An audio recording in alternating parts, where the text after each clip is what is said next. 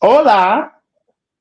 Good morning, everybody. My Welcome resistance. to Still Podcast, Small Talk is Lame, with your host Sierra It and really is. Brandon. Brandon. Very nice. Today, we're going to be talking about Pandora's paradox, feeling alone in crowded spaces. Brandon and I were Do you brainstorming this feel alone, topic. Sarah? Oh, personally, I don't actually like. That was a funny take. Um, yeah, no, I don't actually feel alone in crowded spaces because I feel like my mindset around community and where I place myself in the world is very much um I would say in line with myself. Like I know who I am, I know who I'm looking for, I know what I'm looking for, I know what I'm trying to do. So I actually don't really have an experience too much of feeling alone in these communities. But the difference here is I think Brandon actually has a lot to talk about when it comes to feeling lonely in communities. And I'm sure my template is not the only one. His is not the only one. I'm sure there's a lot of gray area in the middle. So today we're going to unpack how this can happen and our thoughts on it and our experiences. And yeah, welcome aboard, everybody. Yeah. Buckle up. It's going to be a socially bonding ride. I'm just kidding. No, I think this is a very touchy subject, especially as of late, considering what we're not those people that we're going to mention the elephant in the room, but there's going to be a lot of social loneliness around communities and things like that. I feel like that are approaching our social condition. But why we thought this was important for us to talk about is because, I don't know, as we have gone through this entire plateau around connection and community and digital distance and things like that, it's like, well, what happens when, you get in this group and you're like, oh my God, I love these are my people, and da da da, and then all of a sudden something happens. A Mm. conversation, a topic, a justification, a revolutionary collective feeling where you're no longer the sheep. You are now the wolf or the weird black unicorn. Then what does that look like? How do you feel? And what are some of the things that we have experienced, or we would love to hear what people have experienced where they're like, I thought this was my people and this was not my people. It was X or my poison. So that's kind of what I was really thinking that this would be a cool thing. And it's like Pandora's box. Like you Oh get in there and you're like, what the hell did I just sign up for? It's kind of, I don't want to say the word cult, but like, yeah, yeah, could be. When we were talking about this beforehand, off camera and stuff, just getting our thoughts together. We I think we broke it down into like two major components. So there are probably like the first major one would be people who already have some sort of essence of loneliness, whether they're looking for a social interaction, they're looking for purpose, they're looking for a connection, whatever it might be. Those people who are not in like a community or a group or something yet, and that loneliness or that whatever feeling that is drives them to a community. And then on the other half, you've got people who are already in a community, and then there's like a disconnect that starts to happen, regardless of what it is. Something happens, and then you start to feel disconnected, lonely, or whatever. Insert adjective here, right? So let's start. I think we should talk about like how we think that people first um, find themselves wandering in and trying to find these communities, trying to find these this social connection, because I think that's really what it is. It's social connection. What do you think? I think, I think, I think it's as early as we start to feel emotions and maybe expose ourselves to other groups of people. I remember even for me, even as a young, I remember in high school, middle school, joining the art club was the group and community that I went to because I felt like I fit in there versus fitting in with maybe where like just in school I didn't really fit in with everybody, but I know in art club I fit in with everybody. So I wanted to find something where I was just me without disguise or disruption or some minimalism. So I think we as people alone sometimes go to these communities because we just want one place where we can truly be accepted in one area of ourselves. Like I'm an artist. I want to be around other artists. Like I don't want to be around a bunch of just if I'm a painter. It doesn't make sense for me to kind of connect with those people, even though we're all creators, but that's not my vibe. So I think belongingness was one of the things that I saw in my research is like why we all need that kind of social interaction because we want to belong somewhere. And I feel like that's what I think is important is like that sense of belonging because it sucks being alone in the world. Yeah. No, for sure. It's funny because my experience is just different. Um, so I didn't Yeah, really grow because up with the time to be searching out for these places to connect and all that stuff. I worked from a very young age, and from like 5 until I was about 12. Um, it was all work, work, work, and if it wasn't work, it was school. And I don't think it was until I was in college, right in my late teenage years, that I finally was able to take a breath. But then it was still school. I definitely had priorities. Like I wanted to learn how to dance, and I wanted to further some skills. You know, I was in martial arts. I was doing these things, so I was busy. I didn't necessarily seek out community, which was interesting. And I don't, you know me, I don't have a whole lot of friends, so I felt like I was just self reliant from the start, and I was okay being alone, and I really didn't bother me that much. And then after I went from being all that busy, I straight joined the Navy. And then it's almost like you're forced into a community when that happens because last episode we talked about how community is best formed when everyone's uniting around a common goal, you know? And when you join the military, that's what it is. That's your job is to do that. You get paid to do that. So then you become part of the blob, if you would. And so everything kind of just shifts and changes. On the ship, I didn't really have a community. I had some people that I liked. I had some people I hung out with. I had friends, and you know, when you were on the ship, you were doing stuff, and when you weren't on the ship, you were sleeping. So that was my life for 5 years for that. And then now I feel like it's all more of the same. I don't really have a sense of community. I just have friends. And that's new. That's a fun experience, but it's just I just choose to hang out with people that I connect with, but we don't necessarily have a community per se. And I keep my life very streamlined, and it's simple that way, and I like it. But I mean, I would argue we're trying to build a community here, still podcast. Besides that, but I mean, so of course that's like I was like, there's a community, Miss Niam.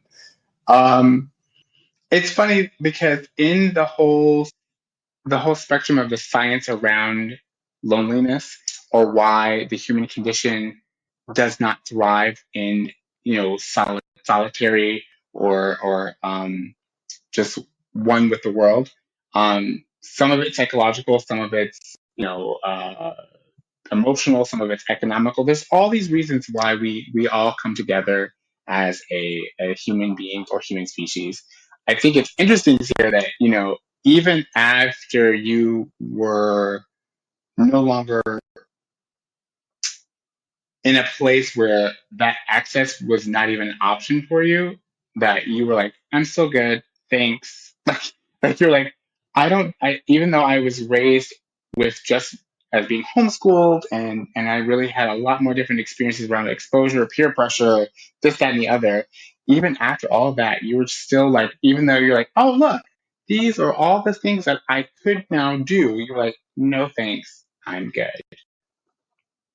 I'm curious as to where, like, in some of those psychological thought processes, like, you didn't want to belong to anybody. You're like, no, I'm good, thanks. You're cool, but I'm gonna go over there.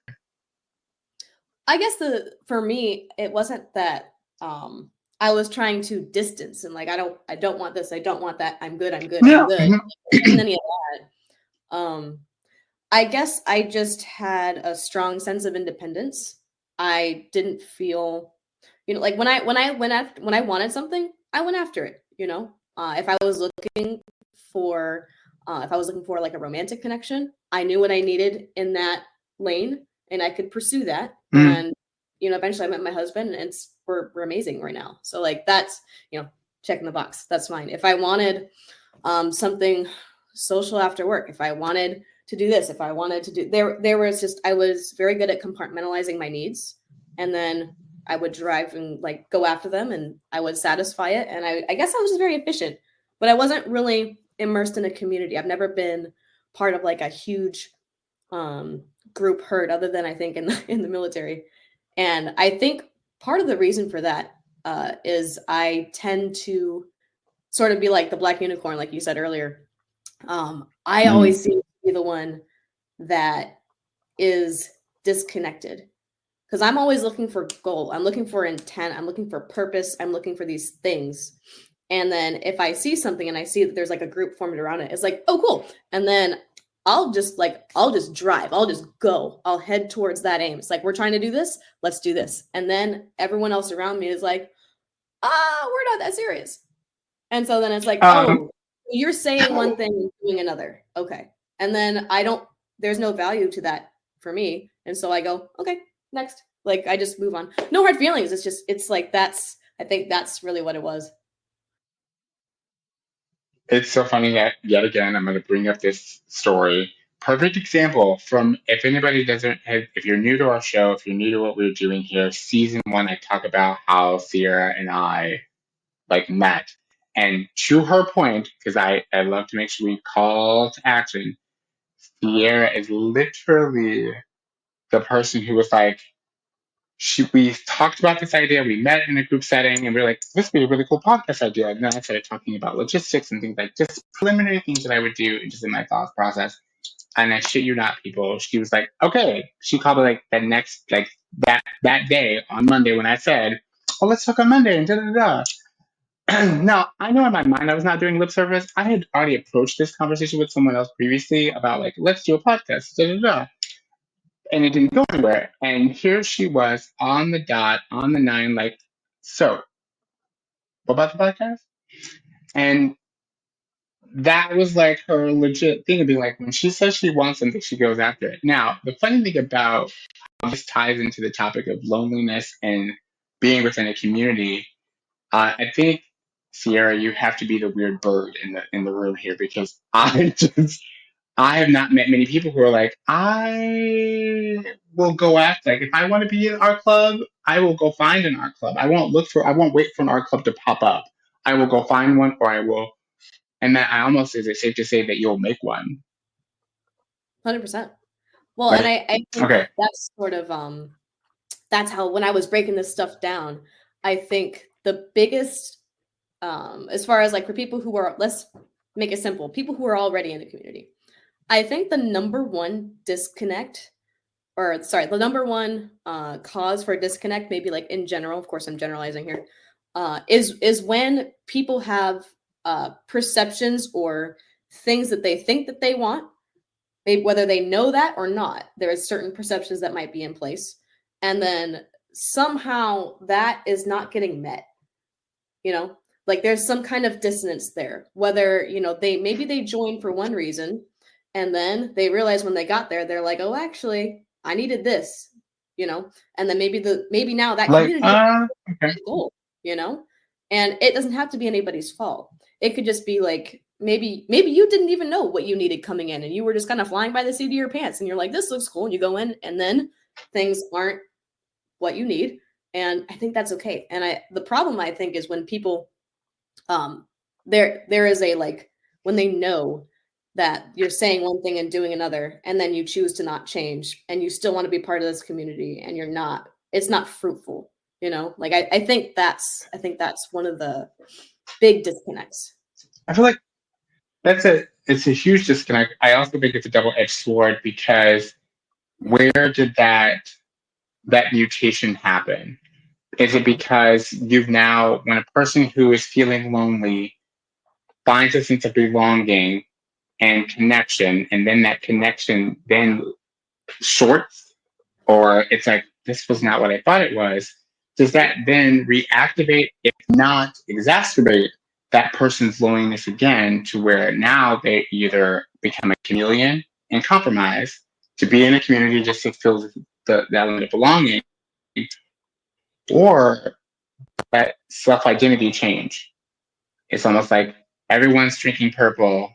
If you drink red, you're going to hear about it more times than you can think and be ostracized for it. But if as soon as you drink purple, no matter who you are, what you're doing, people are like, oh yeah, he's purple, so he's cool, knowing damn well that you're allergic to purple, I guess, basically.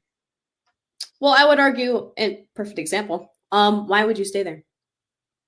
Why would you intentionally try to blend in and make a shoe fit that's 3 sizes too small when you know you're smashing your toes rather than stepping out of the shoe to try find one that fits?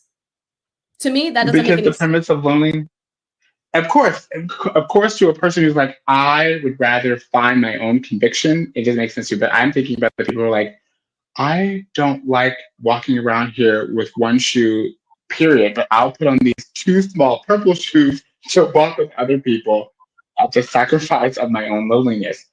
So I feel like that's what I think this whole concept around the psychological component and then like the belongingness is almost like, again, we talked about this in episode one. Really know who you are before you start messing around trying to fit in with facilities and factions. Like, if I'm not saying everyone needs to go out and be like a Sierra 2.0, but I am saying where like have some kind of identity of where these are non-negotiables. The moment you see a flag or a fault line within a community that you get to know, don't stay. Like, that's how hate gets brewed. That's how Stockholm gets brewed. That's how, I don't know, brainwashing gets brewed. Like, I don't know. I feel like that's when bad things happen to good people. Well, here's another thing, because you said, know yourself before you jump in. I don't think that's necessary. I think that helps. I think 100% that's valuable, It, right? But yeah. let's think about people who are, geez, I don't know, early 20s, straight out of college. Do they know who they are? No. So it's okay to bumble around. They would beg to differ. They would beg to differ with you. Well, I'm just saying, worst case scenario, you don't know who you are, right? And then Oh maybe yeah. maybe you're that, maybe you're not. And if you go Mm-hmm. around and search and find things, and this is where I think people need to just be um, aware, and they have to be cognizant and present in the moment. And so if you stumble on something and you like it for a little bit and you realize it's no longer meeting your needs, ask yourself why. And then if you need to stay in that group for a little bit until you find something else, that's fine. But then don't sacrifice who you are or what you want to do. Like it's okay to walk around in the two shoes for a little bit because you're looking for something else and then slip into both as soon as you're done.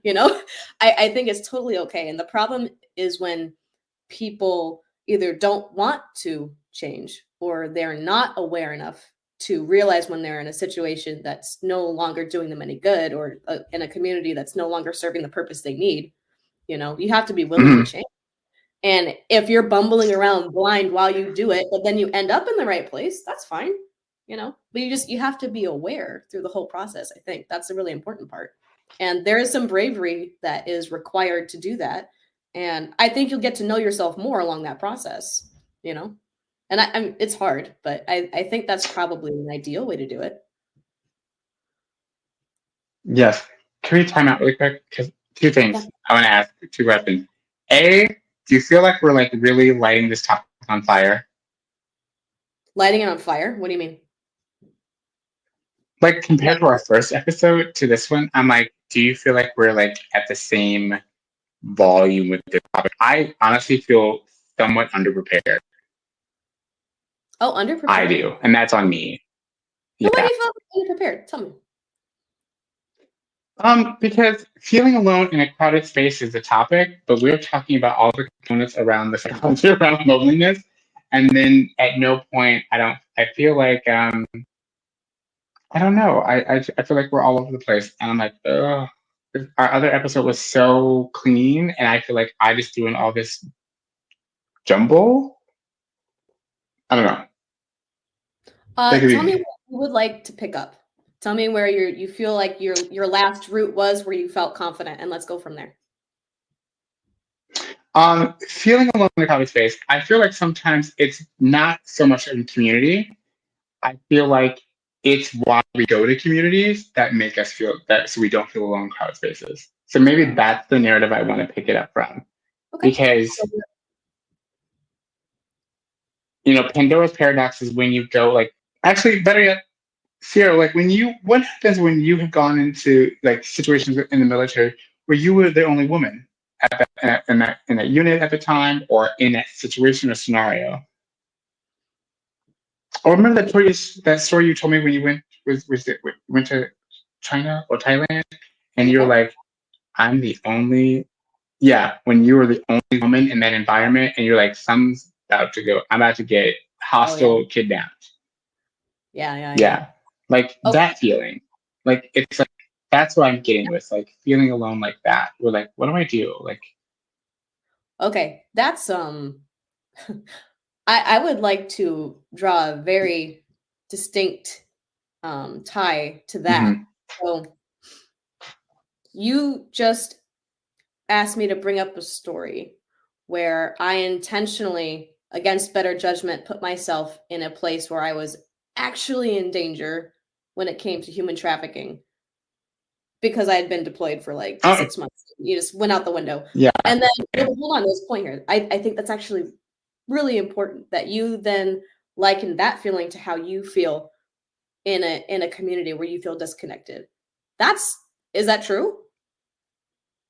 Or why I would join a community so I never felt that disconnected again. Because I want to take it to the Oh, place sorry. of saying, if we're talking about the fabrics of community, and feeling alone, if you never wanted to feel like that ever again, you would surround yourself with those like-minded people of belongingness, of safety, of awareness, to say, this is what could happen in a lonely situation. But as a collective, as a community, this prevents more of But does that it? it Like, is could. that I mean, I feel like, I mean, from the moment we were kids, it's almost like the buddy system was a thing. And I feel like that's the same thing when you're feeling alone in a crowded space. Sometimes having a buddy or having a group of people that were like-minded, that were, um, they gave you a sense of connection, were the things that kind of kept you out of harm's way. okay? Sure. I like Does that make I'm sense? not saying that that doesn't work. But Mm. is that, should that be the template? Like are Because, we can be okay by ourselves temporarily. And I put well, myself no, in this. 100%. Okay, okay. Yeah. But when a person is out wandering the world and they walk into every room alone, Mhm. isn't it that that great feeling when they find their people? When you find that group of people, they're like, "Oh my God, I don't feel so alone in this world," or "I don't feel so guarded to protect myself from the world because I don't like it's not like-minded individuals like myself." I mean, absolutely. I totally And that's what the understand sense of community. how much of a relief that could be. Yeah, finally being Yeah, able to um connect with other people, you know. Um but can I ask you just as a like a caveat, do yeah. you do you feel incomplete when you're alone? Oh no, I don't feel incomplete. So I guess what I'm saying is this is like feeling alone and feeling whole are two different things. Because sometimes like feeling alone means that I have a moment in which I want to express or share, and sometimes you can't express your joy to yourself because it's your, you know, um, who do you call when you want to give that great news to somebody? Who do you want to? I don't know. Like sometimes it feels better to sometimes share some good, bad, and indifferent things with the collective versus trying to hold it onto yourself. Yeah. That can get really heavy really fast. And that's what I think. That's what I think I'm trying to say here. Okay. No, I think all of that is fair. Yeah, 100%. And So again, this is why I feel like the topic is so unclear. I feel unprepared because I'm like, yeah, I didn't really think of this through. yeah. No, so here's why I was saying earlier when we were making this outline and doing all these things. Like this topic is huge. It is so broad. And that's why I thought it was sort of a good idea to generalize it into two separate things: loneliness before community and loneliness in. And it sounds like you definitely want to focus more on loneliness before. So, if I could talk from personal experience, whenever I felt like I was missing something in my life, if I felt like, get like wanting that connection, right? Because there were definitely times where I was like, man, ugh, I just don't want to be like by myself. I wish I could go do this. I wish I could go do that. A lot of times it was just because of external factors. I was just exasperated from work. I was this, I was that. And I can't deny the fact that there would be some major relief and some like awesomeness that would come from having people around me. However, I did not seek out a group. I would often find myself looking for certain people, and it could probably start that Mm. way. I think the thing that probably separates me from others is most people they have friends, and then if they want more connection, they can go to a group. Whereas I didn't have a whole lot of friends, so even having just Mm. one or two Okay. enough. So I came from a more tight knit. Selected unified front. Well, I just I went from I don't want to say less because I don't like that word, but I basically went from just me to like a one step more still minimalist. Just a couple people, and then the group for me can often be exasperating because I prefer the feeling of the tight knit unity that I get from one or two or three people rather than the sort of dysfunctional chaos of all these different personalities in a large group. And so I was very satisfied with just having a couple key people in my life. And that was enough for me. And then I think where you're So if coming you, from. Oh, go ahead. no, I think there's this whole thing about social bonding and like the bonding hormone. So you're like, I only need three. I don't need 30. I just need three little bonding transmitters, and that's all I really need. I don't need an audience. And Mhm. I sometimes think that that can kind of relate to people and maybe deeper elements of why they are uncomfortable in their own loneliness, which is why they need an audience, why people need to have that massive group of friends. I mean, think about social media. People who are like, I've got 5,000 friends. Remember that was a thing where people were like, oh my God, you have 5,000 friends. Mhm. I Like, do. that I think is a perfect example of like, there's a perfect example of people not wanting to feel alone. But I'm like, that means jack diddly squat. And then it changed. Now it's like, good for you. You got 5,000 friends. Do you know half of them? Yeah, half. Do you know Good. 98% of them? 98% of like 5,000. That's a lot, you know. I think the reality is that people there's a balance, right?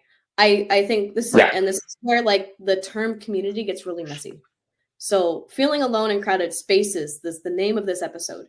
To me, when we first started talking about that, the first thing I thought of was a party, you know, feeling alone in a crowded space, where you kind of are on face terms with most of these people, you know their names, maybe some that you don't, and you have very good personal ties to a handful. And so when you walk Mhm. in there's a good chance you might talk to most of these people, but you only know like a couple. And so feeling lonely, I think that could happen very easily when those couple people are all caught up in conversations or tasks or something, then you cannot connect with them directly. And now you're forced to be in with the swath of people that are at this party. For me, that's like always how that happens, right? And so I have to force myself to be outgoing, and then I could Well, strike up that's kind of a how we conversation. met. Exactly. So like that. So feeling alone in crowded spaces, my first initial thing was like, oh, like a party. And then when we start bringing that in towards community, I don't quite know if that's I mean, I'm sure that it happens, but again, I think this calls back to like needs not being met, whether you were aware that those were your needs or not. I think you have to be able to step into those big boy, big girl shoes and understand where you need to walk. And then going back to looking for a community, Brandon, what were some things that besides you mentioned art club, but how about because when you're a kid, oh, I almost don't even want to like your life and you are so fluid as a child. I don't think it's fair to use anything before age 20 something as an example, honestly. Ah! I beautifully disagree because I was that weird kid. So I'll give you an example. Um, unlike my cousins and even twin sister, did not gravitate towards the same trends that they did. Even as kids. Like I'll use the corniest example ever in the world. I remember when I wanted red Converses and they wanted Jordans or Fila or something like something super trendy in the moment of that time, right? And I was like, I want these. boy, can I tell you the fact that like feeling alone in a crowded space is being the kid in the white Converses, in a predominantly driven arena or Well, Jordans sorry, maybe I wasn't clear. or I'm Joe not saying sneakers. that Okay. um I'm not saying that you there was no way you felt lonely as a kid. What I'm saying is Mm. as an adult, let's stick to more adult examples. What were some times when you were like you were lonely and you were looking for a community, and what steps did you find yourself taking as an adult after having already experienced some life and done some things and been around the block? Like what let's do an overview of a time that sticks out in your mind when you were looking for a community due to loneliness. And then let's walk through some of those steps, like what you were looking for, how it went when you found it, what were some things in the beginning that you noticed, stuff like that. Is any of that coming to mind? I mean, there's two sides to that. One, I mean, one's like personal around my mental health and things like that. That was when I was trying to find like-minded individuals who went through or go through or struggle with the same areas that I would have, that were relatable. And it wasn't until one day in a group that someone said the exact same thing that I had experienced verbatim. And I was like, oh, it completely changed the involvement, the perspective, the worry, and all the internal stuff that you go through when you do feel alone in a crowded space. It completely went away. Now, the hard part about it was that what I did go through and realize is like, though I didn't feel alone, I did not feel like um, though it was shared, not I didn't. I like I felt something change, like to where my individuality, my sense of self, did diminish a little bit. Then I became part of a collective. Then I wasn't unique. Just like you're like you're your own person. I'm my own individual. But when you hear another like-minded individual go through the exact same, you know, path or mantra or experience as you're like, well then, huh? And it was really hard for me to kind of walk through that originally. So yes, I can see how yes, when you feel alone in a crowded space, but then what happens when that crowded space does make you feel alone? Are you still you, or are you now a part of the group? Like that was the weird fight that I had, and that's when I became disconnected from that group again. Oh, so you had like a weird slingshot reaction. Did I get that right? So Yeah. you Hmm. felt alone. You tried joining something. You found someone who had a very identical, I won't say the same, but like you had it was close enough that it It was like, connected. It was like, yeah, it was like Twilight Zone, you know? And then that probably messed with your sense of self a little bit. And then because of that, you felt the need to distance? Or did that happen because, like, it why did that happen exactly? Why do it you made think? it harder to still feel like so the next like the couple more times of reoccurring within that community where I felt like I belonged, I Mhm. started to feel like I didn't. It sounds really weird, but it sounded like I was like, this doesn't feel familiar anymore. I don't feel as if it is connecting me to something bigger. I feel like it's just crowded me in. It's like being shoved into the bus with everybody going to the same place in the same back. So that sense that in a community, I still expect to grow. Still expect to be challenged. I still expect to be um, working on the internals of myself within a collective group of like-minded people. But in that moment, it stopped. Something stopped where I could not access those like mental nutrients to kind of keep growing. So then I was like, okay, well, never mind. And I'm Yeah, just and dying in this greenhouse of thought. So I think that's a great example of what I was talking about earlier. When, whether or not you know this, you come into a group with certain expectations. I think you probably had some unspoken needs that maybe you didn't even know yourself until you got met with that situation, and you realized it. And then the result of that was you're like, oh, actually, all these people are doing one thing. And it was cool. I had a moment of connection. There was a spark, but now they are no longer on the same trajectory that I actually realized that I need. And then you felt that separation again. And that's exactly what I said in the beginning, is those Yeah. those Yeah. needs That not being separation led to loneliness expectations. immediately. Hmm. Yeah. Expectations not being met, whether or And not that's you what even worse. those expectations. Go ahead. I feel it's worse when you don't know they're not being met, and then that reality has to hit you in the face.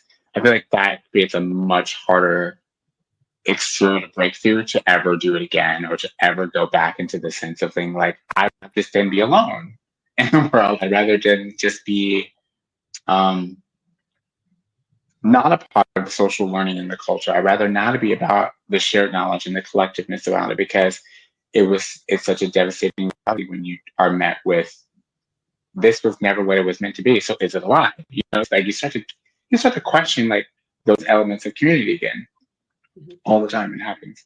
So yeah, that was really yeah. That's a moment. Well, if we're That's gonna a take moment. a little tidbit from my martial arts journey, some I would say in general in life, it's it's not always about um, what you do when times are good. It's more like how you react when things are bad, you know?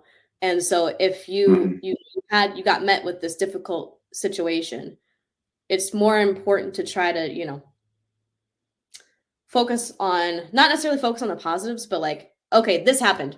Cool. How can I react to it? How can I do this? How can I do that? And I not it's a really hard life lesson to learn, especially if you came in and you didn't know that you even had these expectations. All of a sudden you're met with this reality of yourself that you didn't even realize, and then all these needs are not being met, you know? And there's I would say Mm-hmm. how you handle that is more important than the fact that you even got yourself in that situation to begin with. Because if you don't know, how are you like? It's silly to beat yourself up over things like that. Like if I'm in a sparring match and I'm tired and my reaction time is a little bit off, and I get hit with a jab a couple times, I can either get mad that I keep getting hit in the face, or I can be like, oh, I need to learn from this. This person's trying to tell me something. I need to put up my guard, or I need to go to the side, or I need to there's ways that you can deal with it. But being in my head and going, God, I'm such a bad fighter, like all that doesn't help, you know. And I think people often get No, the I wrong. think negative talk. Yeah. Yeah. Mm.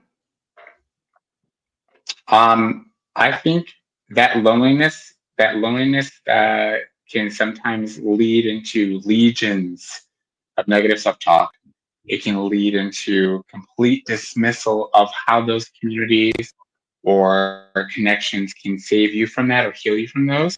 Um, that's what this topic, like you're right, this topic is so multifaceted and has so many prisms of perception. But I think for this kind of thought process, you're right.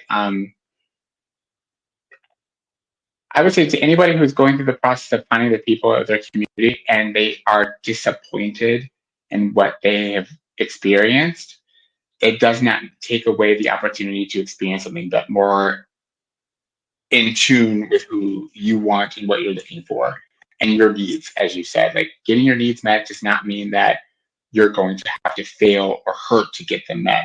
You can turn into being Sierra and be like, I only will settle for groups or communities that do this.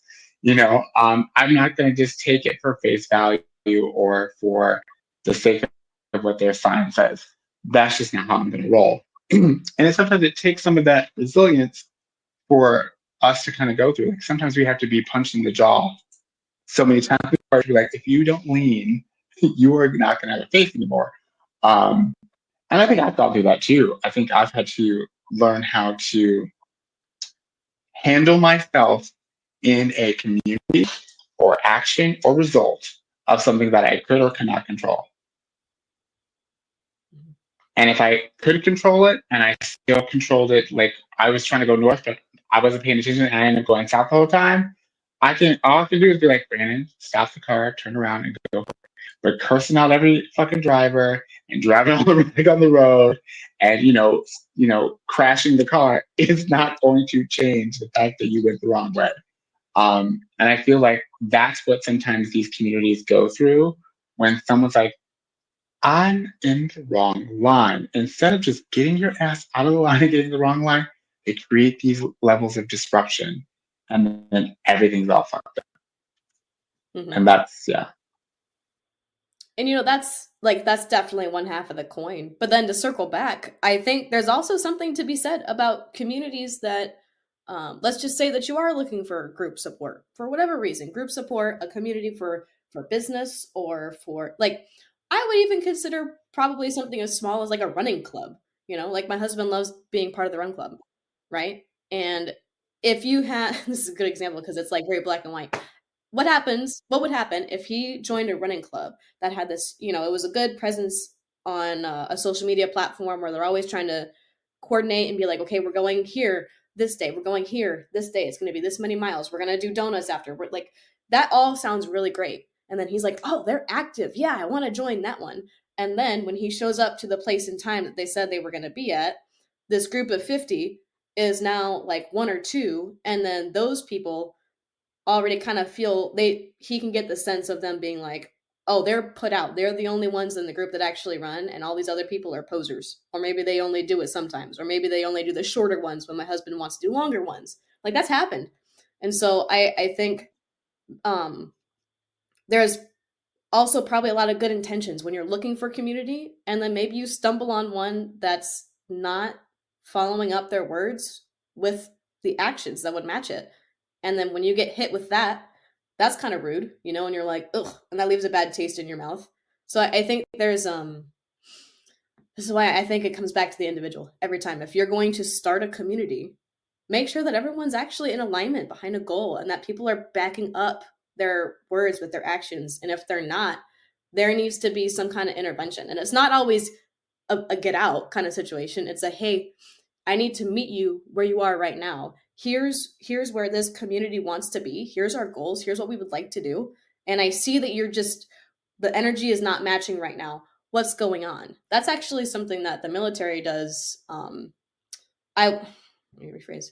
The military systematically has this written down on paper very well. The execution of it, neither here nor there. We have great intentions on paper as far as how we check in with people. Because, like I said, the military is one big community. When you join, you get paid to be part of this one giant mindset, and you have to be unified behind a common goal. And so, what happens is when we get service members, sailors, army people, doesn't matter. It's all roughly about the same. If the leadership is in tune and they start to notice that, let's say, a certain individual is coming in late to work all the time, they're missing muster points. They don't. They're like they're high risk for evolutions. Like there's a lot of mistakes made. They're not doing maintenance properly. Like there's all these little signals that you could see, right? And instead of after them and being like, we are going to punish you, or like in the civilian world, maybe, oh, we are going to ostracize you. You're no longer allowed here. You have to meet the individual and say, hey, what's going on? And a lot of the times when it comes to the military, at least, it's always stuff going on at home. My toddler's in the hospital.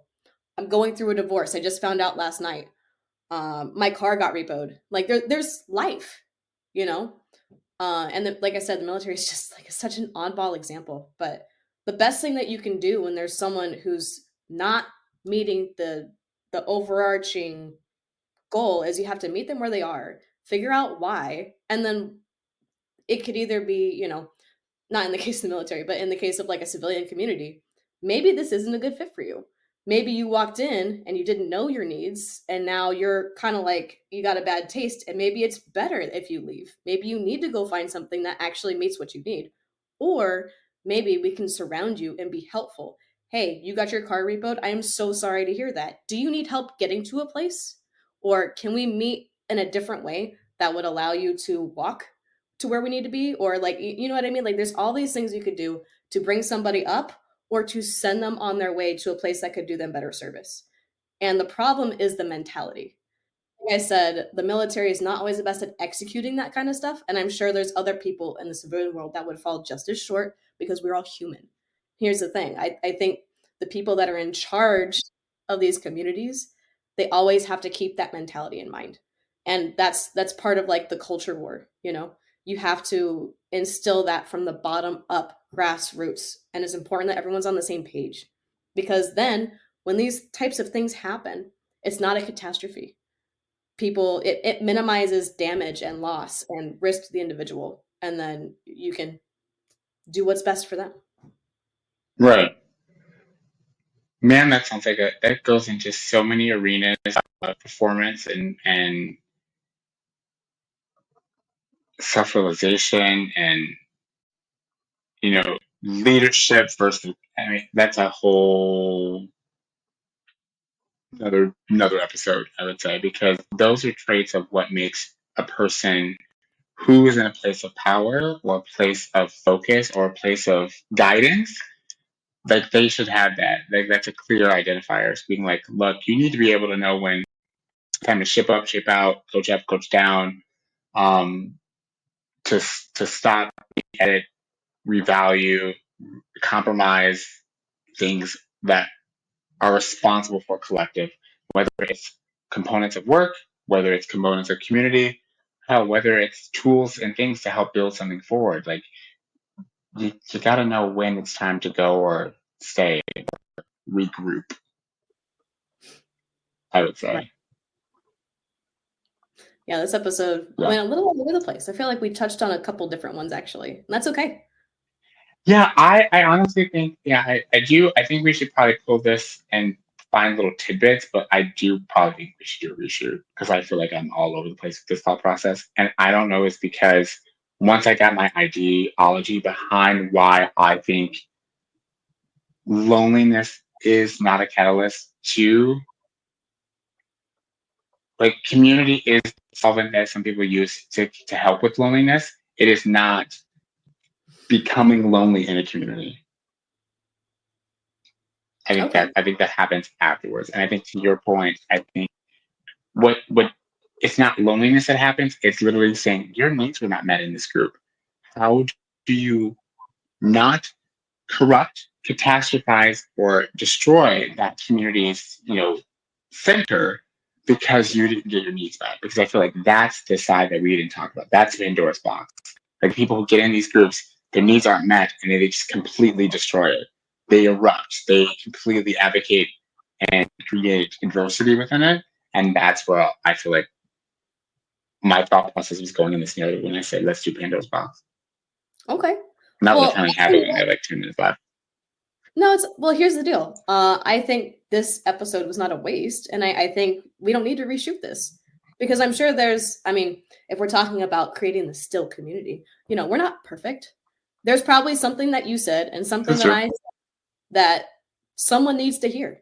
So I think we should probably do this as a part 1, part 2.